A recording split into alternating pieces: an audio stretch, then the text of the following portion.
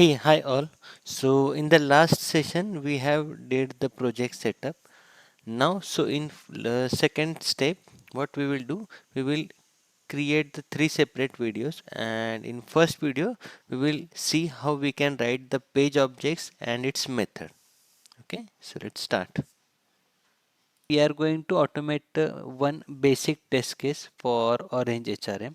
So Orange HRM, this is the website, and the test case we are going to automate is if user enters a valid username and password and click on the login button, application should able to login.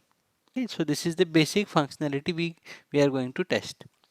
Okay, so first what we need to do, we have to create the page wise objects and methods. So we are going to follow page object model in our framework.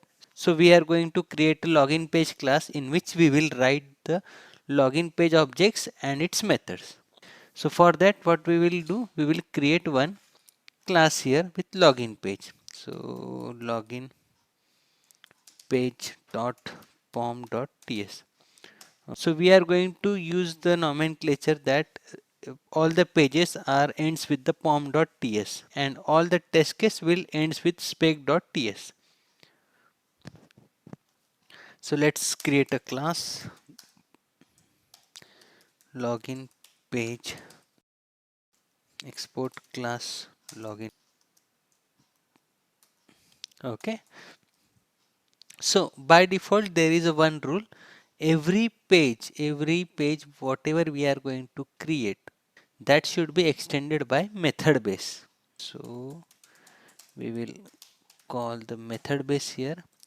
Okay. And here we will add constructor in which we will pass the page of page instance to the parent constructor. So why we are sending the page instance to the parent?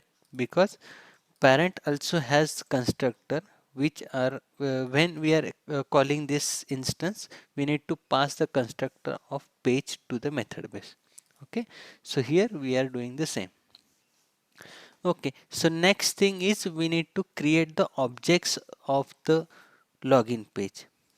So for that what I will do, I will search the web element and I will write down the XPath for this slash slash input at the rate name equal to. So this we will copy. Okay, so we have one specific method of writing the web controls for our framework. So how we can do that? So first is variable name, username, text box. So this is the variable name. Second is how we can write the controls in the for this particular framework. So we have to write the controls in the form of object of web control.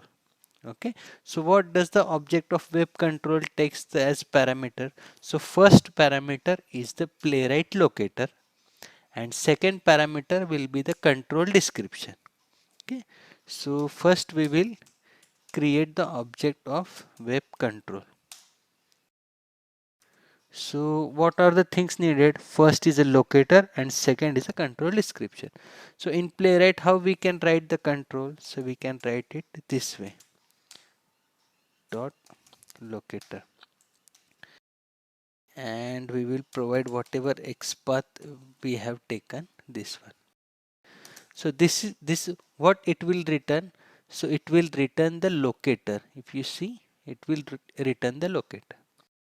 So now we will write about the second thing, which is what is the control description. So what is the control? It's a username text box. So we will simply write username text box. Okay, so why we have did like this? So because framework has inbuilt support of logging, so you don't need to write log statement inside the method. So all the things will be utilized inside the framework. That's why here only we are providing the control description. So whenever we are entering the value in the text box, it will print like that something is entered in the username text box. So when we do the execution, you will able to understand it. So now we will write the XPath for the password. Same thing, only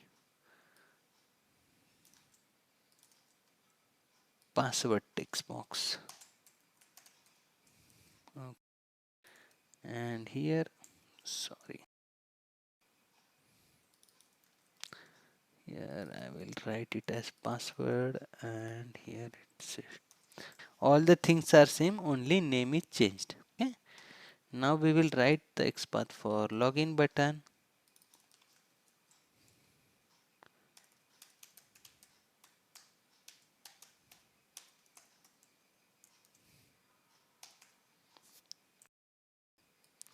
Copy this.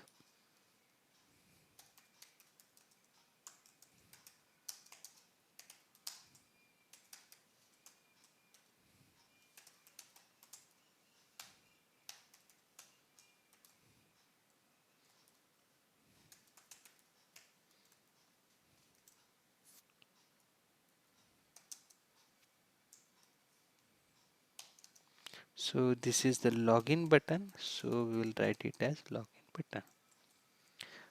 So we have written the controls. So now what we have to do, we have to write the method which performs username and text box data entering and click on the login button. So what I will do, I will write one method public async async do login. So what it will accept, it will accept username, whatever we need to enter into the text box, and password.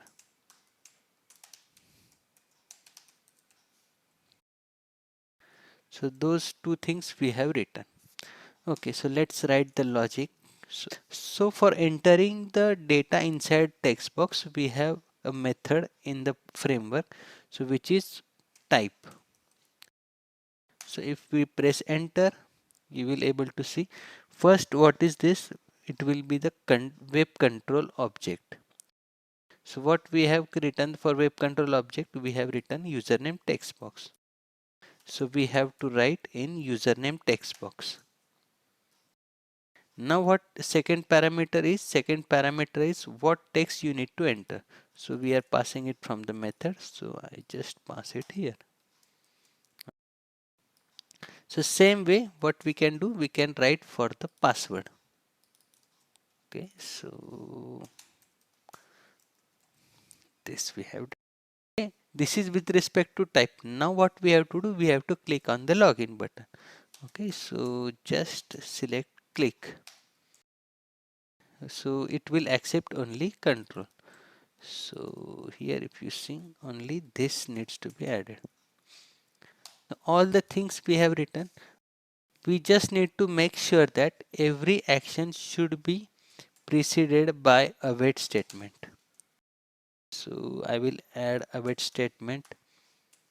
Every actions or assertion, it should be preceded by await statement. So now we have written the await statement.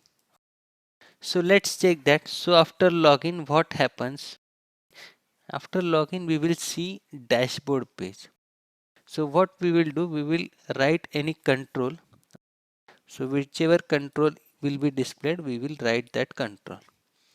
Okay, so what I will do, I will just slash pan text equal to dashboard.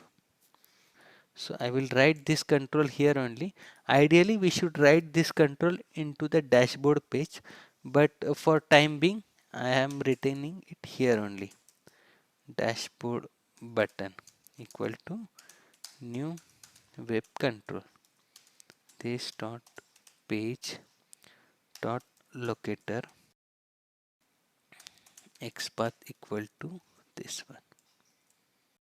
And what is the control description? It's a dashboard button.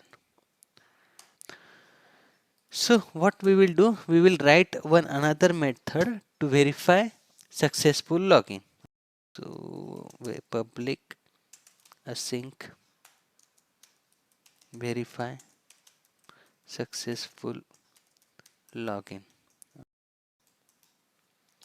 So for assertion, we have some of the methods inside our framework. So how we can access, just type this dot verify. So which control we need to verify? We need to verify dashboard is displayed.